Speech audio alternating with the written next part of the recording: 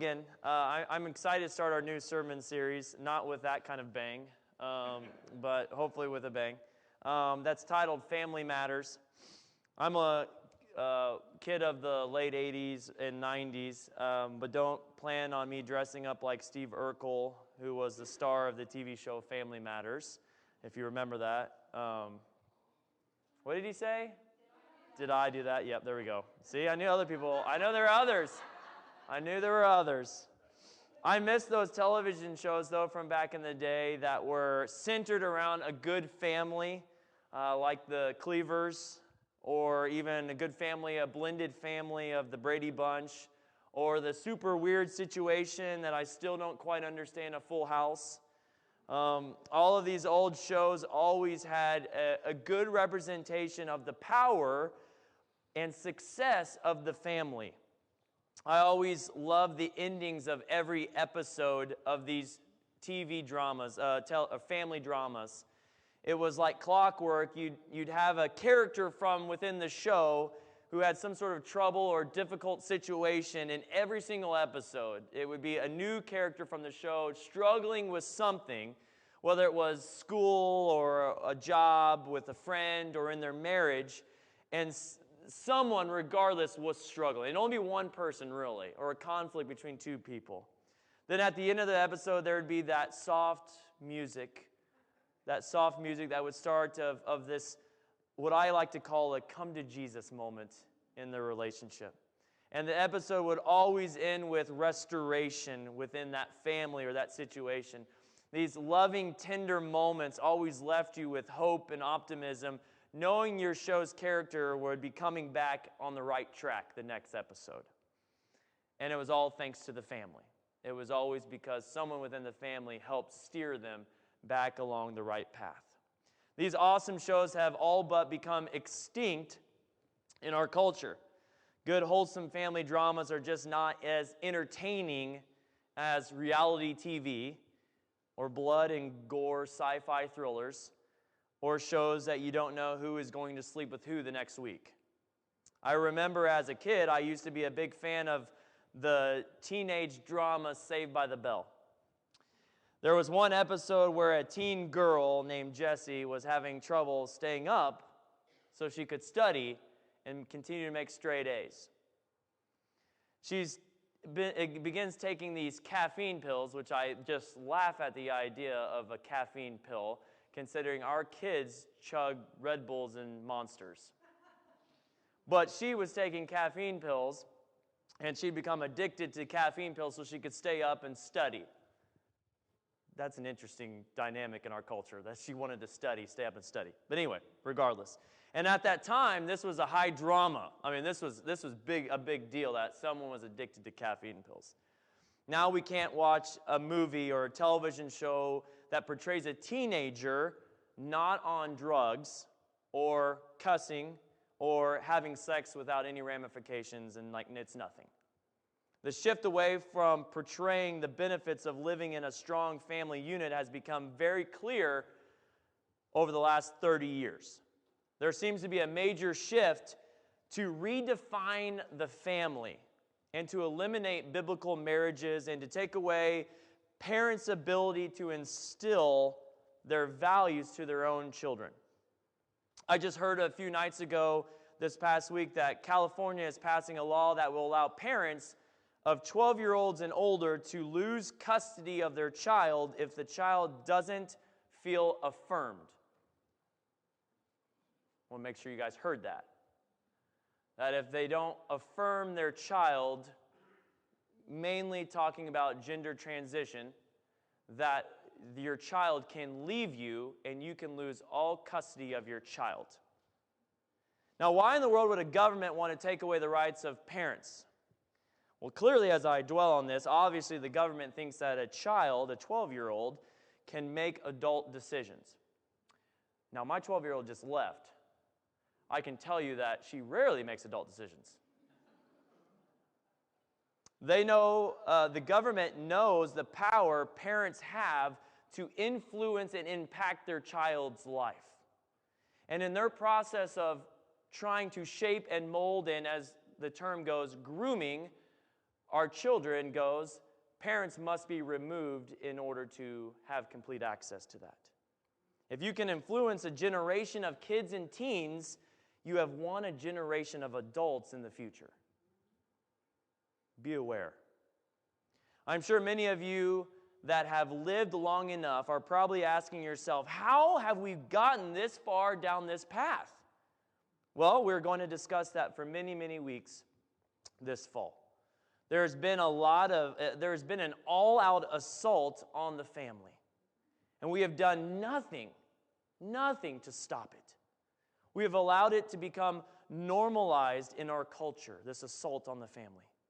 I bet if I asked the Vandalia schools how many kids go home each night with both their biological mom and dad each night, it would end up being somewhere like half or maybe less. The most recent stat that I could find says that people's first marriages is currently at a divorce rate of 50%. And then their second and third marriage, their second and third attempt at marriage is even higher divorce rate. 70. And third is 80% divorce rate. And the two main reasons I could find as far as why divorce happens the most, it comes from a lack of commitment to the relationship. So one party is not committing themselves to the marriage and making it work out, and the other is infidelity. Because of these stats and a child being raised in this circumstance, there's now a growing trend with young people, millennials especially, and even younger, Gen X or Gen whatever they're called now, but making a choice never to get married and just to have life partners. This is what I hear all the time, being with only one person is like a prison. You can never live your best life if you're married. I've even heard some people compare marriage to slavery. They believe there are no benefits to being married to another person and raising a family like that. They believe that it's easier not to have a family or just have custody of your kids. Part-time custody with your kids is easier than being married and having a family in that manner.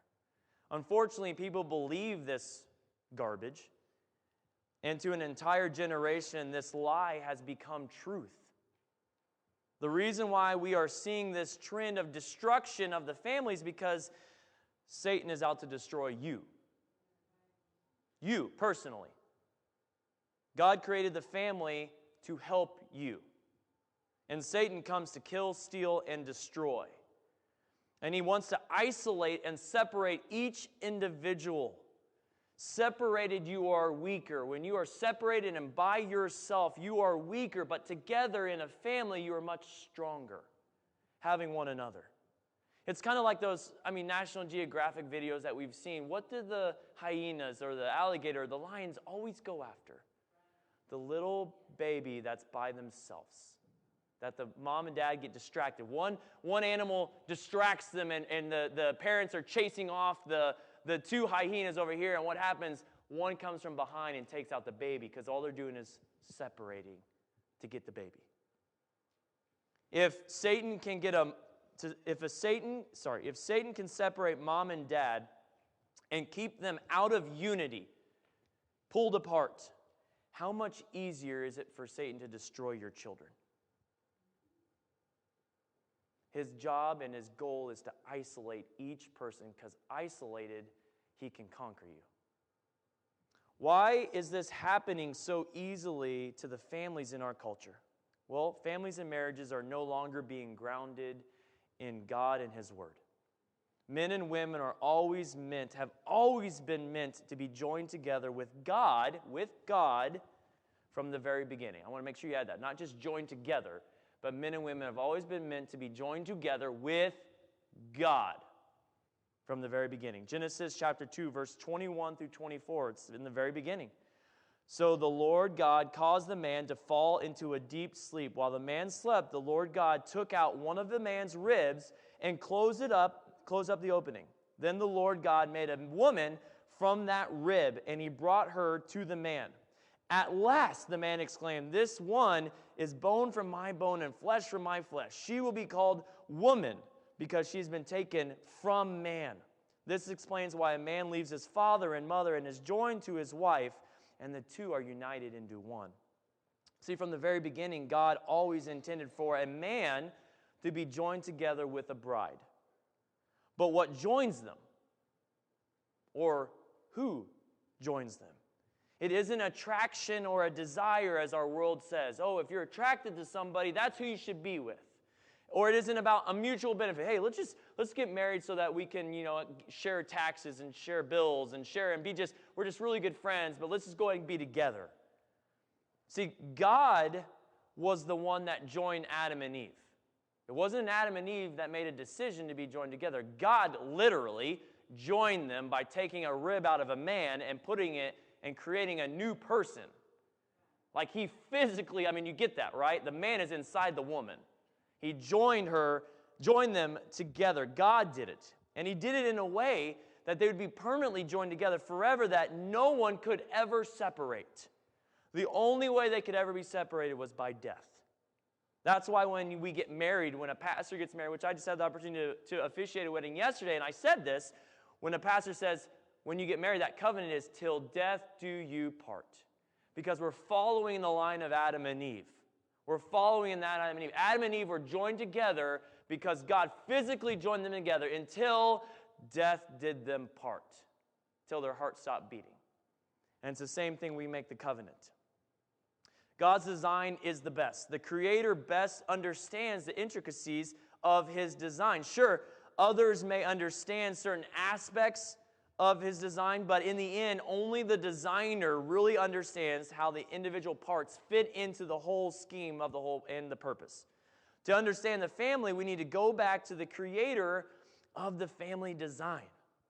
God formed and fashioned both men and women and then called them to become married families. God's blessing upon each of these couples would be shown when they would bear forth new persons that resemble both the father and the mother. That's the blessing of a marriage covenant. When you have a baby and the baby looks like mom and looks like dad, that's God's blessing on the covenant. Genesis 1:27 through 28 says, "So God created human beings in His own image. In the image of God, He created them. Male and female, He created them. Then God blessed them and said, 'Be fruitful and multiply. Fill the earth and govern it. Reign over the fish in the sea, the birds of the sky, and all the animals scurrying along the ground.'" See, God encouraged this process by commanding the couples to be fruitful and multiply, giving them an innate desire to couple up. And literally, these two passages I've read are literally the blueprints and the answering all the questions about what God thinks about marriage and what God thinks about boys and girls and all this stuff. And it's this complete logic, okay? Just reading what God says. A man and a woman, the only way to reproduce is by a man coming together with a woman. So you want to know what God feels about it? I think He's laid it out pretty clear. That a man was meant to come together with a woman. And He even commands it. He not only gave us all the evidence, but He also commands it for us. God told us in Genesis 1 that man was made distinct from other animals, that the male and the female human beings were made in God's image when nothing else was. Man was designed for something special. He was designed to worship God and to have a relationship with God. God created man to be set apart from animals by having a soul that we have. God also has a design for family itself.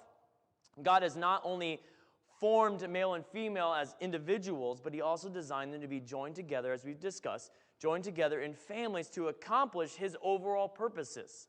The family serves as a crucial part in God's kingdom plans on this earth.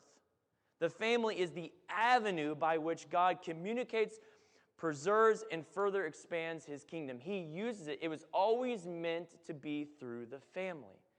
See, even in the very beginning, whenever He established the tribes of Israel, which was a big family, and they were sent to tribes, and all the information was passed down into family to family to family to family. So people knew and understood who God was through mom and dad and brothers and sisters. You understand and can relate to who God is by having your own father, who was also then the example for you set for God the Father. Okay, so all information was the avenue in which God was going to communicate and reach all generations was always meant to go through the family. That was the avenue. The home was the place in which His truths were to be lived out and taught to our children. And then it spreads out from our homes to our neighbors. But it starts with the family. By visiting a Christian family, one should be able to see a good glimpse of God's goodness, His love, His grace, His compassion, His teachings. Just think for 1 second. Cindy, I think I have this next slide. Just think for 1 second. What are 3 things a person would understand about God and His ways by staying with your family for a few days? That might be a little convicting. It'd be for me. It is for me as well. If some stranger came and stayed in your home for 3 days, what would they experience? What would they learn about God? Would they learn anything about God if they stay with your family for a few days? Would they meet God through your family? God created the first family with Adam as its head and Eve as his helpmate. They became the first family and the origin of all the other families on earth. Adam, the male, was responsible for leading the family to God. And that has been the way God has had it planned from the very beginning. The husband's job and main responsibility was to lead and teach his family who God is. And that is why God calls himself the Father. Because as fathers on earth, our job was to teach our children who the Father is. That was our responsibility from the very beginning. When Adam made wise decisions, his family prospered. When he chose to disobey God's rules, his family and all the families in his line were impacted. Romans 5:12 tells us when Adam sinned, sin entered into the world. Adam's sin brought death, so death spread to everyone, for everyone sinned. Adam's children not only inherited a physical likeness of their parents, but they also inherited their sin nature, which again is the rebellion against God. We all have that inside of us. Every single one of us that are born, because we're all from the line of Adam, every single one of us born, all have that sin nature of rebelling against God built inside of us. This meant God could no longer, because of Adam, God could no longer have the intended relationship with his creation, but God didn't give up on the family that he wanted. He believed in his family model. He used the family of Noah to save mankind from total destruction. He used Abraham's family to establish his people through the Israelites. And he used a new family of Joseph and Mary to raise his only begotten son, Jesus.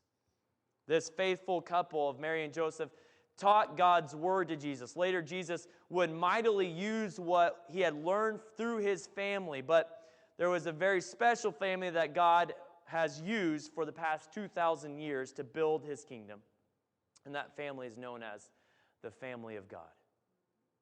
And to be a part of this family of God, God sacrificed his one and only Son so that all who would accept him would be saved and become adopted heirs, adopted children of God. See, God set up this new family, the family of believers, and Jesus is the groom and the church is the bride. And because when we accept Jesus in our heart, we become a part of that. We become the offspring of the church.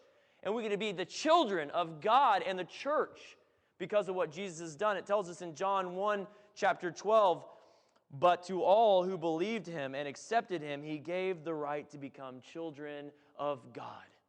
That we all not only are born into nuclear families or families that we were maybe born into, but we're also can be born into a family of believers. Now, I know some of you are, maybe this is families is a very sensitive topic for you because maybe you were born into a really terrible situation. Maybe you're born into a family where your dad didn't love you, or your dad left, or you were adopted, or you were in foster care, or whatever the situation may be. But I want to let you know that God understands that, and God understands that that situation happens because we live in a fallen, sinful world. Okay, God wants to allow free will to happen, and so sin does happen. But God, in His goodness and His graciousness, wanted to make sure that even people that were born in those bad situations still had an opportunity to find a family that would always love them and care for them, and that's called the family of God. And He makes a way for everyone to experience that, regardless of how good or bad your parents were, your biological parents were. God clearly instructed both the church and the family how to succeed in life. Without strong families, our church here at 1COG and our community of Vandalia will be weak. That's why the enemy attacks the family and is trying to destroy it, because if he can destroy families, everyone is isolated and weak. Great victory comes in the family model. There is great victories that happen when moms and dads love and teach their kids how to walk with Christ. It's not the only way to find victory, but I can tell you for a fact, it's certainly a lot easier when mom and dad lead children than when they're out in the world and Jesus has to work through different people or work through situations to get their attention. It's much easier to find victory in families than it is to find victory of people that are outside, just out in the world, and God works through different people. The biblical family model is God's design from the very beginning, and God will never redefine what a family is. That would mean if this whole movement of trying to redefine what the family looks like, that would mean that God had to have failed in the very beginning, in His first model. If this whole idea of having to redefine the family, that would mean God failed. That God's changing His mind and changing what He had said in the very beginning and the way He created things. And God does not fail. Any other attempt to change or redefine the family is fake and fraudulent. Church, Satan is a liar. He's the king of confusion. He tries to change biblical definitions. He will change the name of sin to make it seem like it's something new and not against God. His goal is to make sin acceptable. So instead of changing our ways, we'll just adopt new wording, and then we can claim ignorance. Oh, I didn't know that was the same sin that I read 4,000 years ago in the Bible. It's a different word. They use a different word for it. You know, just look at today. Look at the world we live in. Instead of calling pedophilia, they're now calling it minor attracted people. Instead of calling it adultery, it's called open marriages. Instead of mental illness, it's called gender fluidity. Instead of gender mutilation, it's called transitioning. Instead of sexual morality, it's called love. Instead of calling it murder, it's called women's health care. The enemy wants to make sin look normal and righteousness look strange. The believer's strategy is also simple. Here's what he says in Romans chapter 12. Do not be conformed to this world, but be transformed by the renewing of your mind.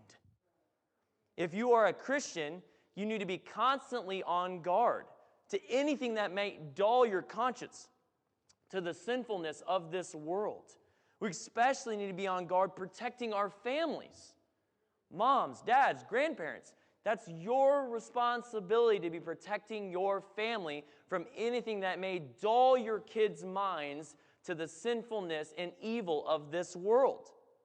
Whether it's a show that you watch that might dull your mind, the music you listen to that might dull your mind, or even the people you're interacting with on a daily basis that might be dulling your mind to the sinfulness of this world. You and the members of your family are constantly being molded and shaped. You're either being molded or shaped into the image of Christ, or molded or shaped into the image of this world.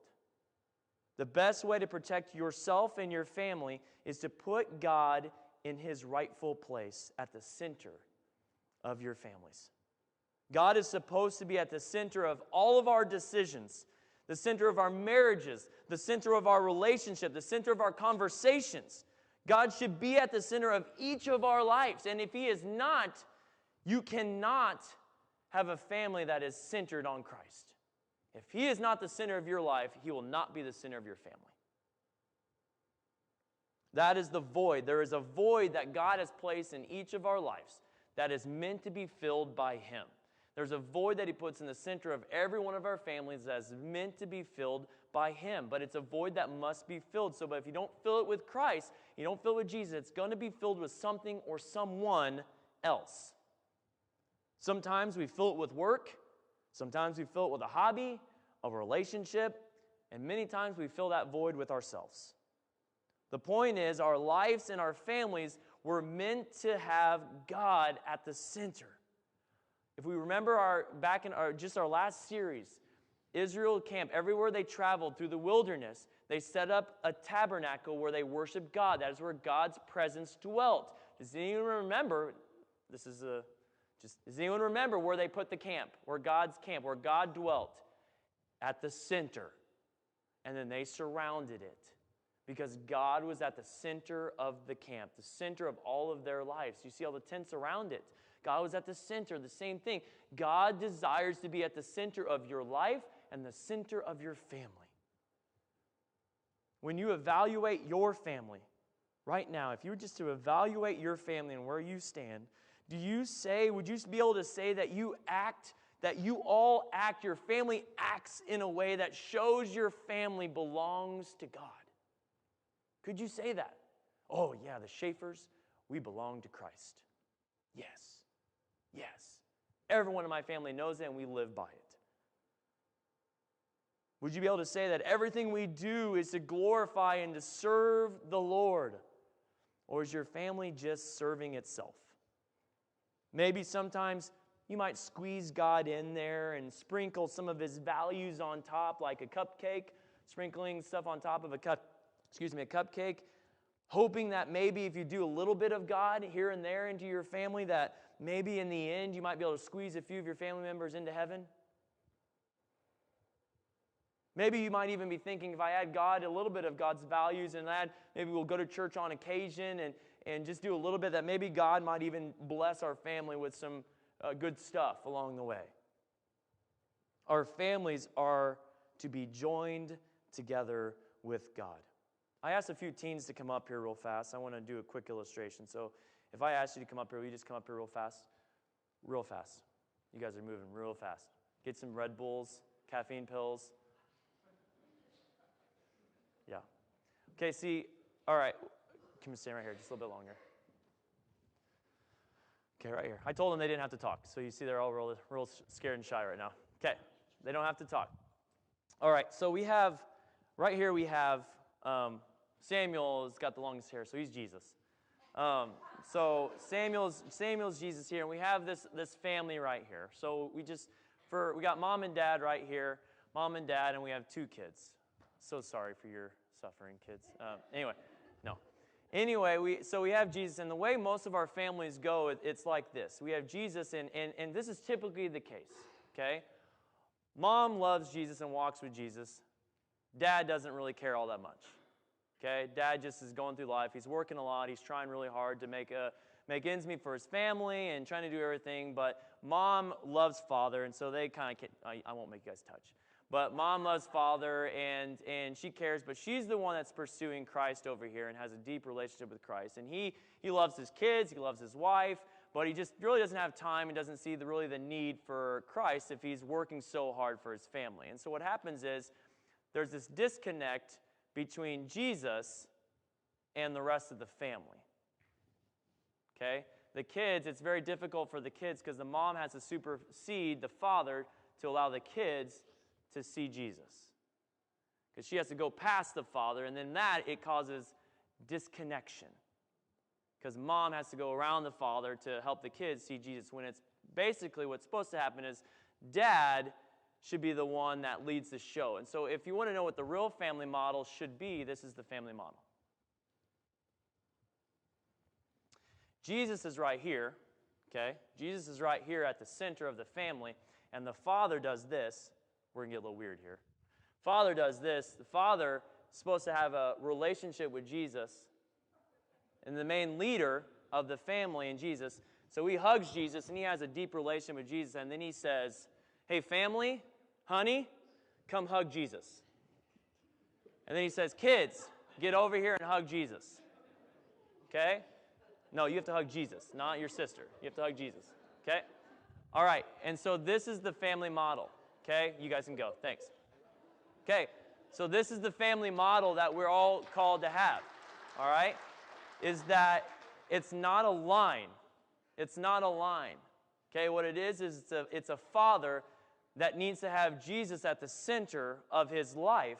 And the father then says, as I love Jesus, we're not going to have a line where we go through other people to find Christ. We're not going to go through other people to find Christ. I'm going to love Jesus, and then I'm going to invite each person in my family to come and love Jesus with me. You guys understand that? The father says, hey, watch me, now come join me as I love Jesus. That's the model of a Christ-centered family that is centered on Christ. Joshua, I love it, Joshua 23 verse 8 says, cling tightly to the Lord your God as you have done until now. This is Joshua's like one of his last commands to the people of Israel before he dies. Cling to the Lord tightly.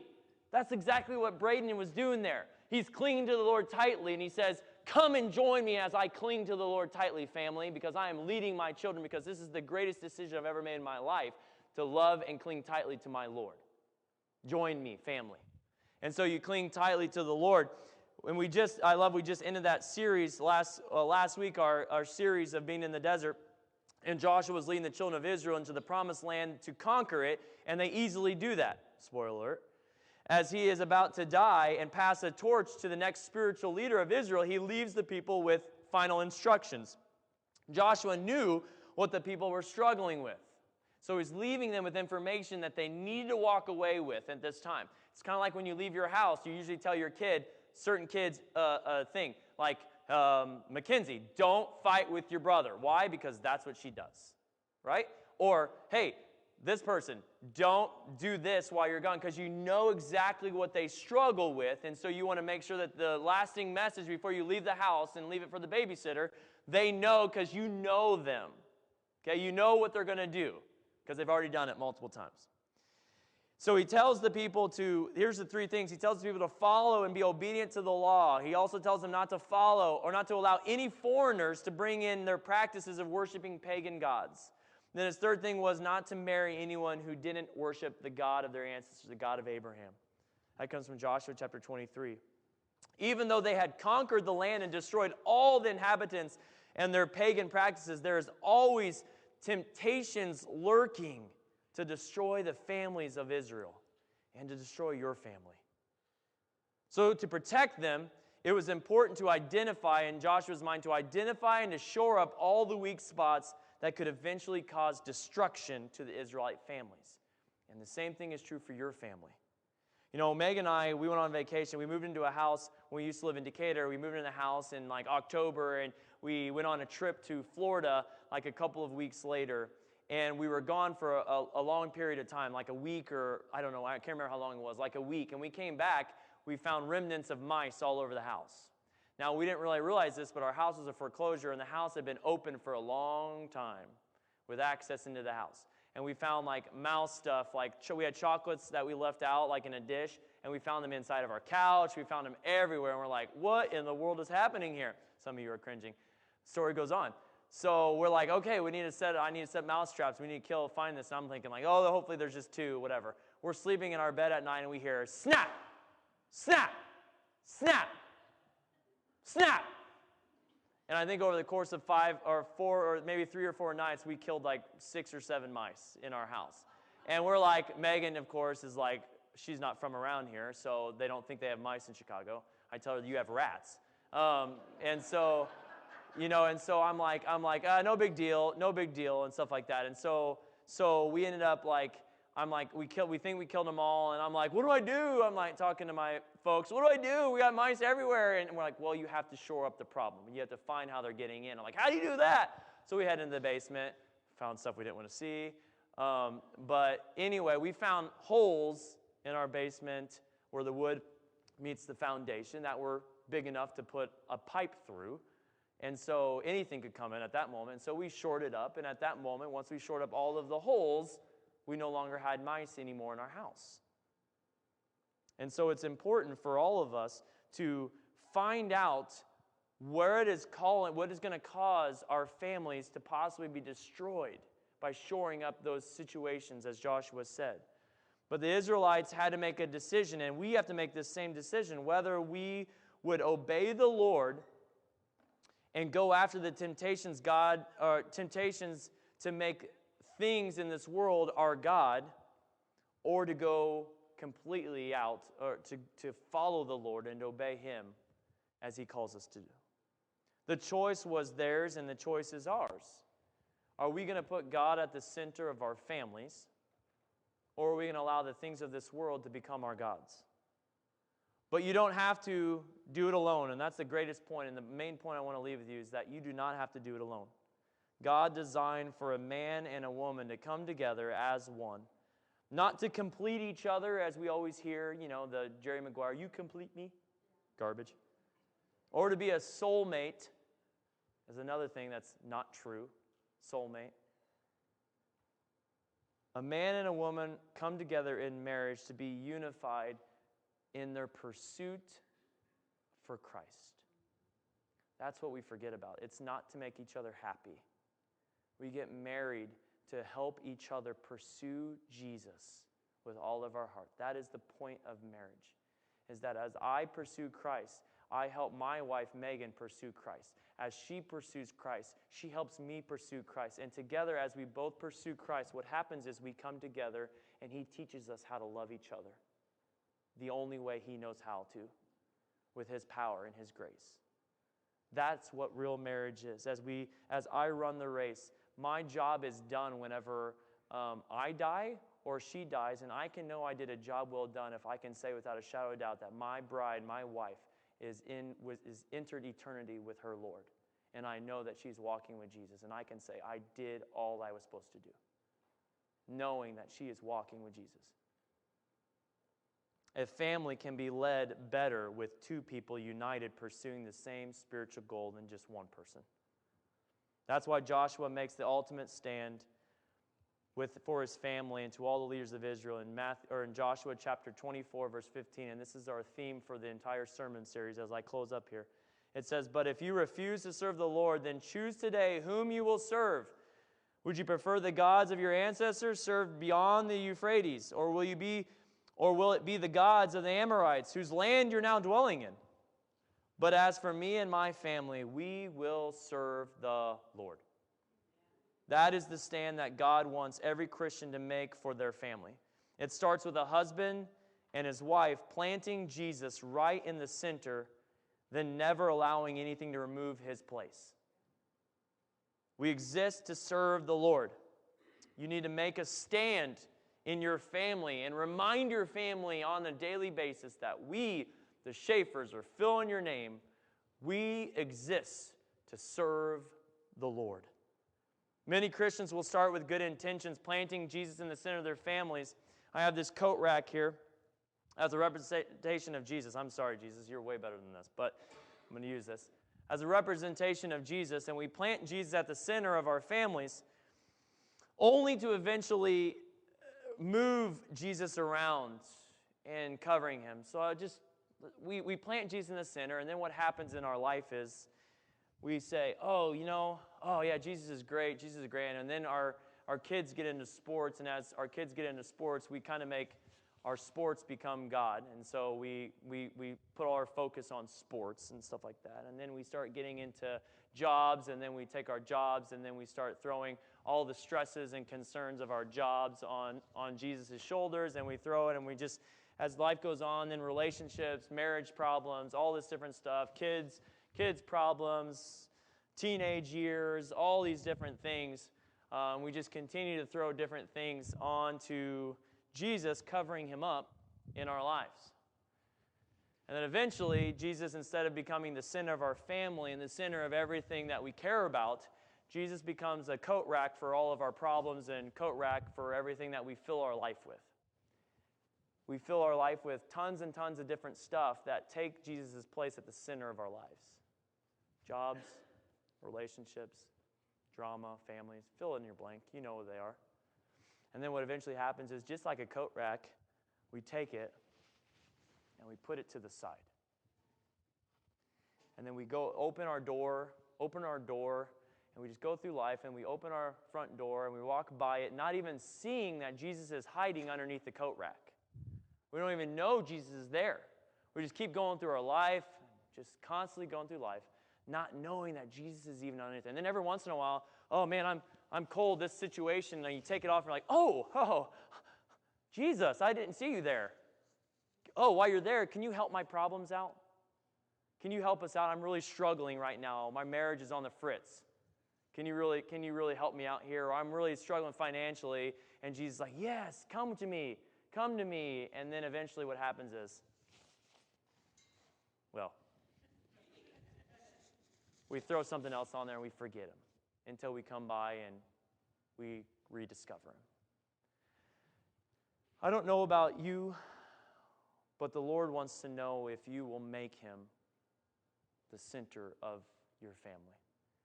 And it starts with you making him the center of your life.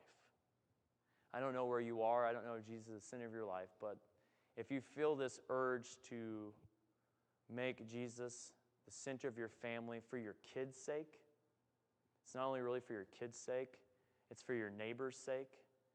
It's for your sake. As Satan tries to isolate you, will you stay within your family and raise a family that follows Jesus and honors Jesus? But it first starts with you getting right with Jesus yourself. So I don't know where you are today, but I encourage you that if you are not right with Jesus, if he's not at the center of your life, get right. Get right with him this morning. Band, go ahead and come up here. Get right with him this morning. If you feel this urge in your life to get your family right, to reset the standards of your family, I want to pray for you. So would everyone just bow your heads, close your eyes this morning, and I want to pray for you. Because it's a hard thing. It's a very hard thing to do, to change the ship that's already been steered in the wrong direction for a long time.